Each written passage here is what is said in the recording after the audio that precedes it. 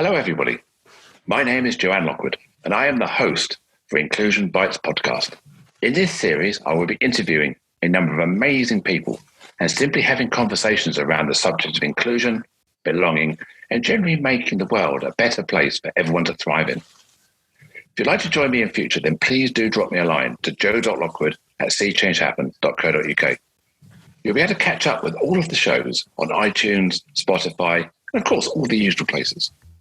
So please plug in your headphones, grab a decaf, and let's get going. Today is episode 4, with the title of How Good Humour Can Be Used to Nurture Inclusive Cultures. And I have the absolute honour and privilege to be joined by Jeremy Nicholas. And I first met Jeremy at a Speaking Association conference in 2018, and we also shared a weekend in Edinburgh at a professional speaker weekend there. Jeremy is a keynote speaker on communication in business, specialising in adding humour to presentations. So I asked Jeremy to describe his superpower, and he said, finding the funny in everything, getting serious laughs in serious talks. Hello, Jeremy. Welcome to the show. So how can good humour be used to nurture inclusive cultures? Hi, Joe. I think humour is important because people bond when you have a laugh together. People that laugh together tend to stay together. And so I think any kind of humour that you can put into a situation will make people like you, but that's not why you're doing it. You'll then like people that are funny. So I just think it's just that little bit. It's like putting a bit of sugar in your tea. It's just a little bit nicer. Although actually it's a bad example because I don't put sugar in my tea. But So it's a very human thing. My cup of tea. So you think it's a very human thing to have humour? I think so. Yeah, I mean, I think you see apes messing around as well, and dogs have a bit of a laugh, but none of them use humour with words because they can't talk. Well, they can, but we don't know what they're saying. So I mean, I've never laughed at a dog. I've never enjoyed their material very much. Yeah, no, I think it's a very human thing. It's in our sort of needs that we have. But people always rank it very low down. They always go for security and warmth and friendship and things. But I think humour is something everything's just better. It's like seeing the world in colour. If it's funny, it's in colour. Otherwise, it's just in black and white. Do you find that some people try to mask their personality by downplaying the lighter side of them? And when we talk about some people never growing up or being a kid, where some people portray this very stiff, very rigid outer frame. Do you think some people find it very difficult to let go? Yeah, I think they do. I think sometimes you think people look like they've still got the coat hanger in their jacket, and so their shoulders like that. I think just calm and relax, and that's why. It's so much better if people can have face-to-face meetings, and you could have a business meeting with someone once a month for 5 years and never really get much beyond a certain stage. But you can have a retreat with them at a weekend where you could then have a drink in the evening and chat and relax, and people start telling stories. And that's what we've done for years. And we've sat round campfires, told stories, and perhaps shared an alcoholic beverage, and that just relaxes people. And you then feel like, oh yeah, they're the person I had that laugh with. Like you said, we had the weekend in Edinburgh with the professional speaking people. There was a Burns supper event, and we had a tour of the castle, and it was a fantastic weekend. And then, when I then see people from that weekend at other professional speaking events, I feel like I know them better than others that I've known longer, that I've only ever seen at an event, perhaps an evening event once a month for a few years. Yeah, walking around a windy Glasgow up to the castle and standing there in that big square and taking photographs and helping other people take photographs of them, rightly. It's, You say windy Glasgow, but it was Edinburgh. Sorry, it was Edinburgh. That's where Edinburgh Castle is. And if you can't, the way I remember where Edinburgh Castle is, it's in the title. So that's how, just a little mnemonic you might want to use. So it's near Glasgow, but not in Glasgow. Never, ever get Edinburgh and Glasgow confused. Yes. People from Glasgow will tell you the trouble with Edinburgh is it's full of English people. Yes, and Edinburgh people are too polite to say what they think of Glasgow. But as a comedian, it's particularly an English comedian, it's much harder to go down well in Glasgow than it is in Edinburgh. It's just, there are certain places. So I know there are places in the country where I go down very well, and there's places I don't go down very well. Liverpool, no, can't. I'm not funny in Liverpool. I'm funny in Manchester, which is not very far away, so I don't know why. But I'm not funny in Yorkshire. I'm very funny up about as far up the M1 to about Retford. North Nottinghamshire. Well, Retford's on the A1, but... and then I lose my superpowers, Rotherham, Sheffield, all the way up Leeds. I'm not funny. And then I start getting funny again about Middlesbrough. And then I'm funny all the way up to Scotland. And Edinburgh, I'm very funny. But I go across to Glasgow, not funny at all. Okay, so that's as a sort of like localization of what's funny in humour and accent, is it? Some accents they find funny, some accents they find elitist maybe, or...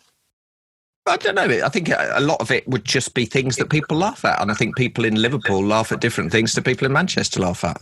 I go down very well in London because I live in London and I grew up in London.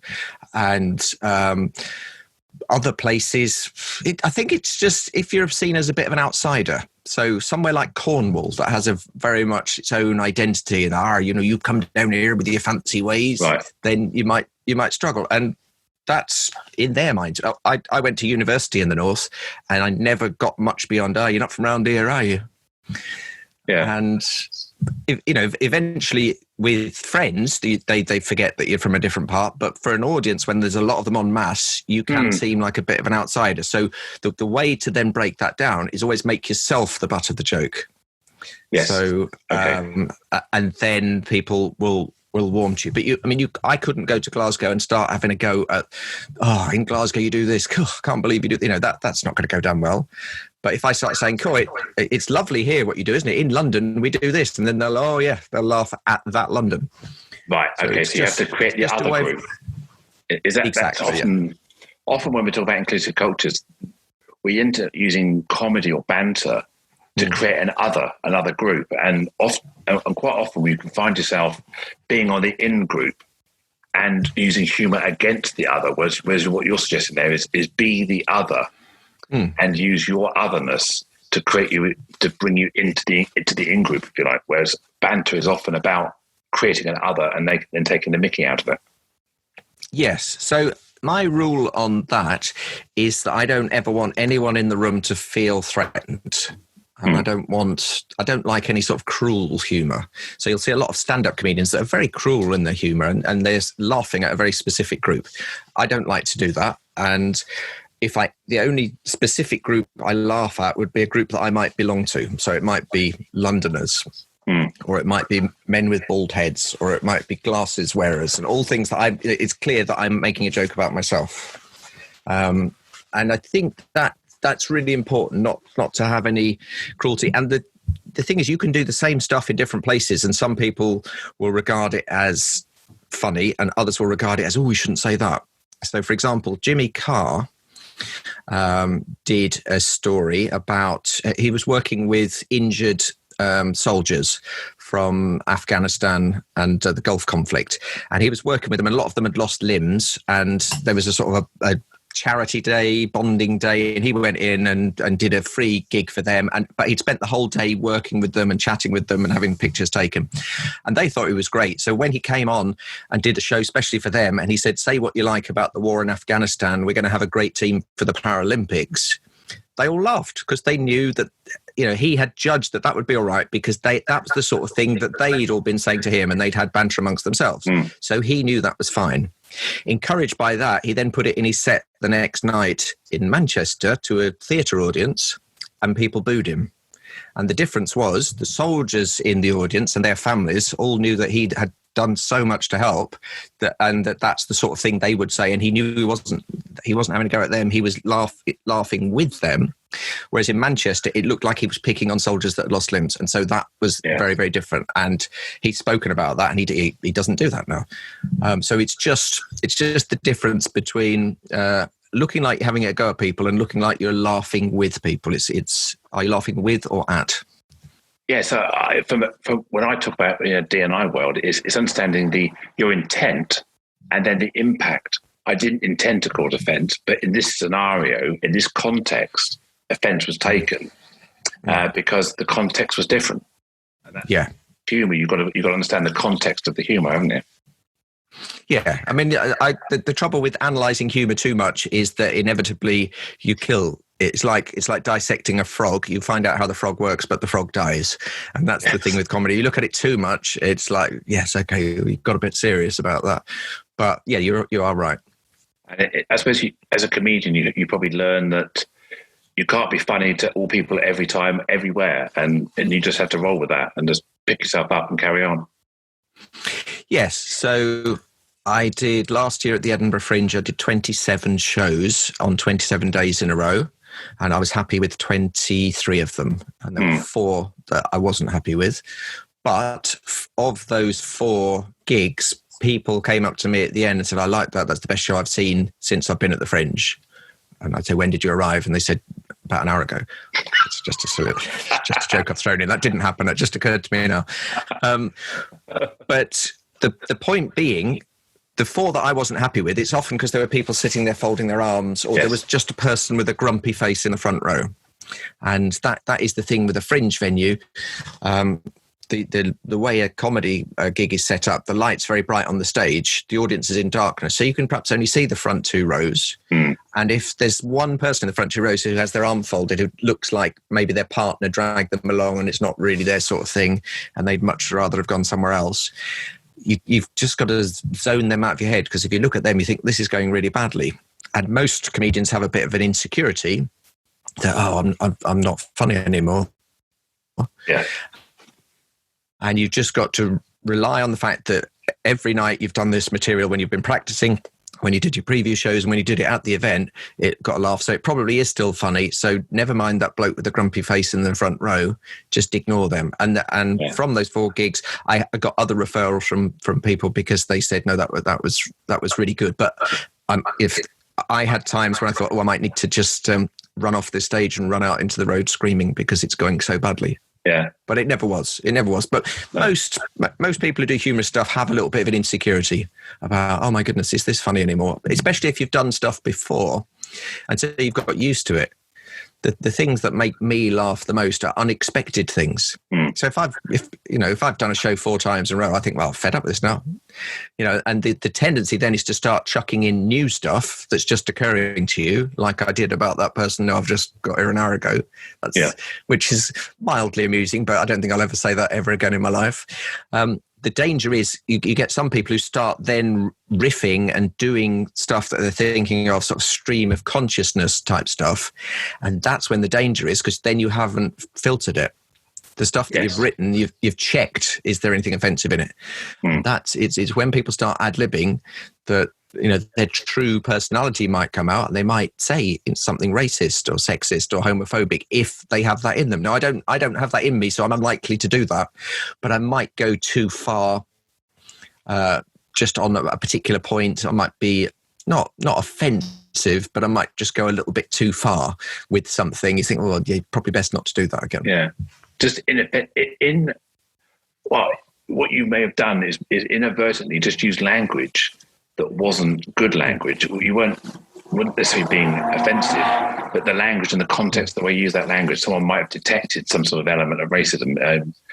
I think you see it in politicians all the time. Instead of referring to a person of colour, they talked about a coloured person. That's because their skill about how to describe somebody, and the use of adjectives isn't quite right. So as you say, when they go off piste and wing it, they can sometimes their inner brain kicks in, and then they lose the context or the sentence that they haven't thought about. And yeah, it is. I guess in comedy, it's even more risky to go off script, because then how do you get yourself back in again? And that must be quite tricky. But I know what you mean about. Yeah, so I really like the. Carry on. Sorry, I was just going to say I really like the Claire in the Community sitcom on Radio 4. I don't know if you know that. No, I've not heard that one. Claire is a social worker played by Sally Phillips. It's based on a long-running comic strip in The Guardian, and she's a social worker, so she's tries all the time to use the correct language and be very PC, but occasionally she'll start censoring herself when there's no need to. So they have a meeting and they're talking all about in one of the episodes they're talking about humour, and she says, yes, we can't have any black humour, dark humour. She just immediately corrects herself on that, as though anyone would have any sort of problem with that. But it's people do tie themselves in circles.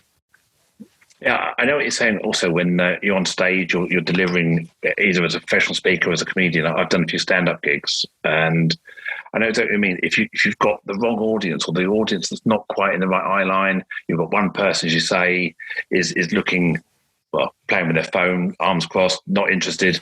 That can almost, your brain just locks onto that negativity sometimes, isn't it? And I often find when I talk on stage, if I just need one person to smile at me in the first couple of sentences, and I've got them, and that's the person I can work with, I can then blank everybody else out. But yeah, I do a little stand-up routine, which I've done a few times now, and I delivered it the other day, and the audience it's like a square audience, so I had nobody in front of me. Everyone was in the periphery, and there was no one I could focus on. I couldn't hear the laughter. And that's a really tricky thing to sort of pick up on, isn't it? And as you said, you start to doubt yourself how funny you are. You think that should have got a laugh, and it got a titter. It didn't get a belly laugh, and it's a really tricky thing. So we're now in this. Without wanting to date this podcast too much, but we're now in this sort of like world pandemic situation. We hear these words unprecedented, and I think we hear it about 15 times a day. And I think by now it's kind of the norm. I think we can move past unprecedented now.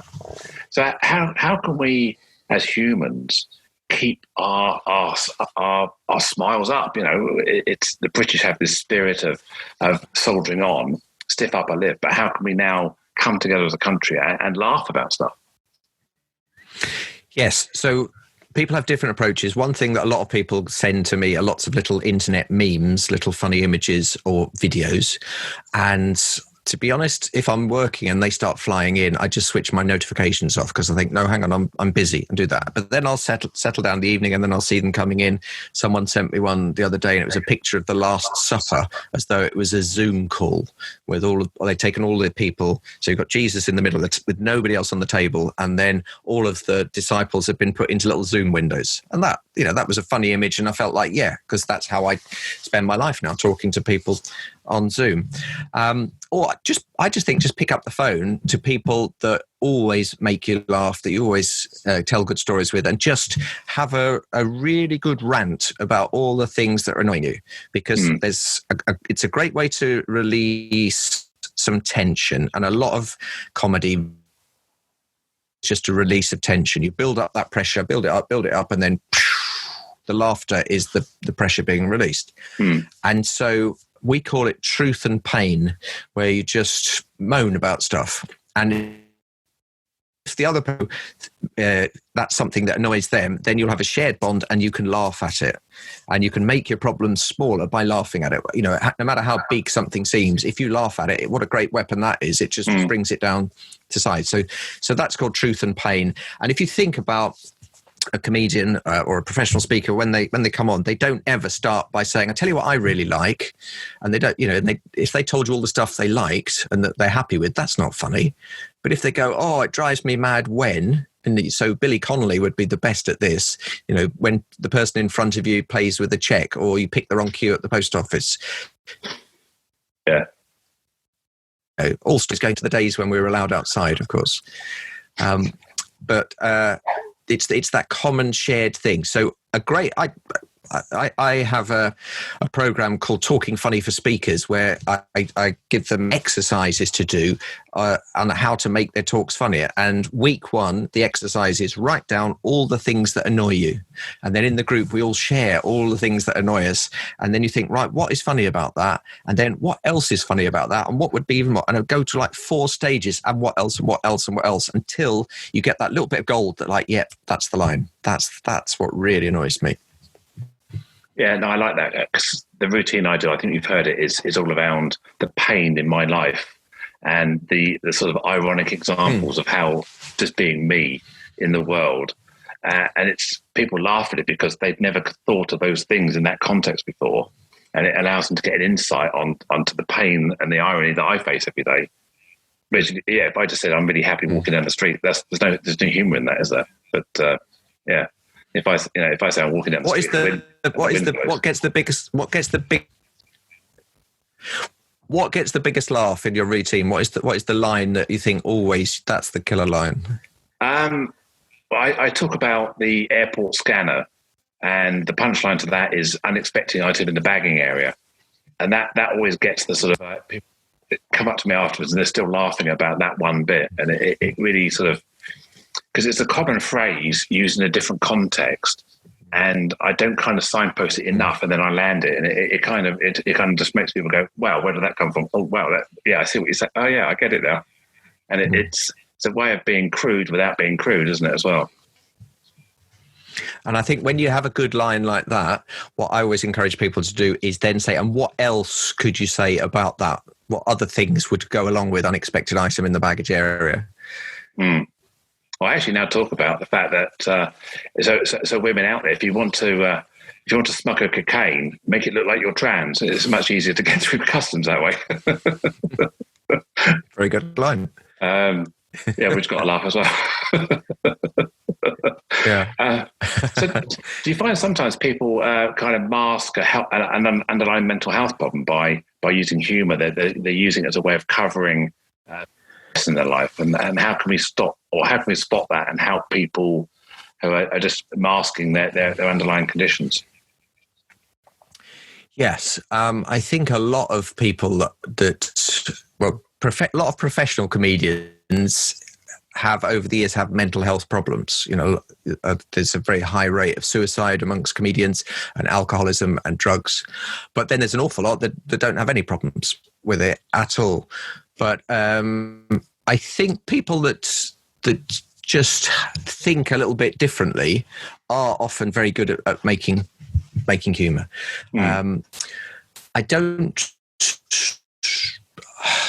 know how you spot it, and I don't really know how you help, because that's not really my end of things. No, I suppose not. I mean, but there's been some. So Robin Williams, for example, everyone thought he was the life and soul of the party, and quite clearly had some very underlying mental health conditions, and everyone thought he was okay. That was just how he was. But I guess he must have gone home at night, switched off the microphone, switched off the camera, and turned in on himself. Maybe, yeah. Because I mean, as a speaker, and I know many speakers, we kind of thrive on the audience appreciation, don't we? We thrive on that brain drug that sort of that we like to be liked. And sometimes when you're not in front of the camera, not without an audience, it's a vacuum appears, isn't it? And you're then living on your own with yourself again, and no one to find you funny. So I think my thing is that it's important not to care too much whether they laugh or not, because if you're really craving that laughter like it's heroin, then you're on the days when you haven't got a show, you're going to struggle. So I think of it, it's nice if they smile, if they laugh, it's better, but if they don't do anything, they've still had the story that you're telling. That's my big thing. It's always got to be I don't ever think of myself as a comedian. I think of myself as a storyteller with some kind of a learning message. So they're getting the learning, they're hearing the story, and then incidentally, if they laugh as well, that's a bonus. And usually they do. But I wouldn't ever want to go out and just do, did you hear the one about? Because that's, to me, there's no point. I don't crave the laughter enough for that. And I'm not funny enough either for that. Because all of my background is, I was a BBC broadcaster, a journalist for years. So it's always been about the content, and the humour for me is only ever the icing on the cake. It's not the actual cake itself. It's just a little bit of spoonful of sugar to help that medicine go down. Good point. I've seen you MC some events, and I think you're a fantastic MC, and I know you even coach MCs for events as well. So how important is it to have a great MC or someone facilitating? Because some content in some conferences can be quite straight-laced, can't it? So we do need this ice break. So how do you see your role in that situation?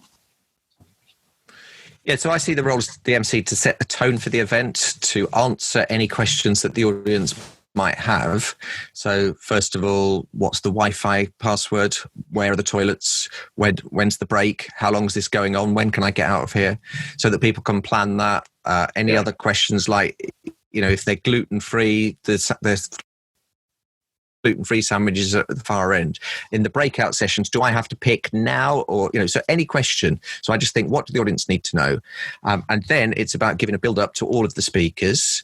And most speakers give me introductions that are far too long. And I just say, all I need to know is who you are, what you're speaking about, why we should listen. Please welcome your name. That's all I need. 4 lines. But still people send me biographies and I don't care about that. I don't care how many universities you went to and how many degrees you've got and what your names of your children are. Just who you are, what you're talking about, why you're here, why we should listen, what's your name, off you go. And then it's coordinating the clapping, really.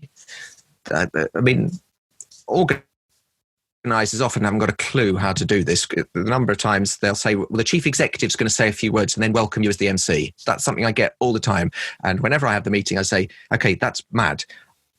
I need to come on first to hush them up, tell them the rules, tell them about switching their phone to silent, tell them the hashtag, all those things they need to know. And then please welcome the MC, the chief exec, so he or she comes on to applause. And I said, if the chief exec goes on, then he or she will then have to hush them up. Well, that's not a good way to do it. And then welcome me. Why welcome me? I'm just some bloke you've paid. So, oh, right, yes, okay, we'll do it that way around. And then with the speakers, you need to make sure that they start well, and you've any kind of showing off that they were going to do, you do for them.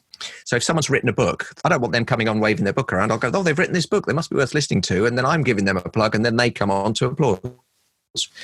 And then my other big tip for MCs, sorry, I'm a bit fanatical about this, is that when you get to a break, you want to leave the stage to applause. The number of times people go, well, I think we'll take a break there, see you back in 15 minutes, and then everyone shuffles out quietly. What you need to say is, coming up after the break, we've got Dave who's going to do this, we've got Miranda who's going to do a session on this, and Leslie will be here to share these thoughts. But let's hear it for the 2 speakers we've heard so far, Joe and Marion. And then there's clapping. You walk off, it's not your clapping, they're clapping Joe and Marion, but it means that everyone knows that that's the thing, and they're not just shuffling out quietly to get a coffee. No, great ideas, great tips, and I think when you're in the audience, you can experience the difference. As you say, there's the chalk and cheese there, and it's great MC adds to the event. There's a valuable part of it, and it makes the segue between the speakers far more relevant. You get the takeaway summarised. You get build up energy in the room, and I know when I come on stage, I love the energy as I come in. And the one thing people often say is, oh, you don't notice a good MC. If they've done their job, you shouldn't notice them. If they don't notice me, I haven't done my job. I want them to notice me, because I want them to think, oh, that was really good, it really flowed well because of the MC. I'll recommend him to somebody else. So forget that rubbish about you don't notice a good MC. That's rubbish. No, I agree with that. I've emceed a couple of events, and I really want to be building them up. I want the audience to start clapping. I even get to practice clapping while we're in the dead space before the thing starts. I want to have a couple of whoops. I get competition going between the sides, like you do. And then when someone comes on, they're already in that zone where they don't mind clapping and being vocal, which is what you want as a stage performer, as a speaker. You want that energy, because that's what you soak up when you first come on, isn't it? And I love the point about you introducing my book and not me, because it's having someone else talk about you as an authority is far more powerful than saying it about yourself, isn't it?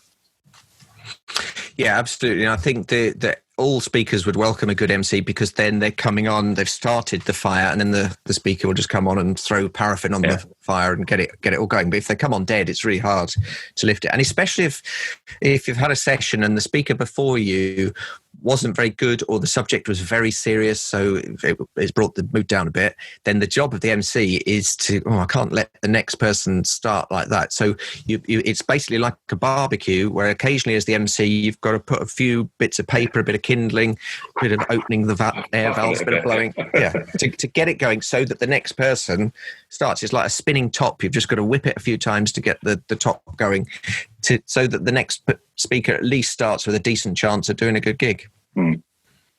Well, thank you for your time, Jeremy. I really appreciate you taking some time out in your busy pre-Easter schedule. I'm sure you have lots of things planned, like going to the beach side, or maybe going for a walk in the forest. But maybe next week, maybe August.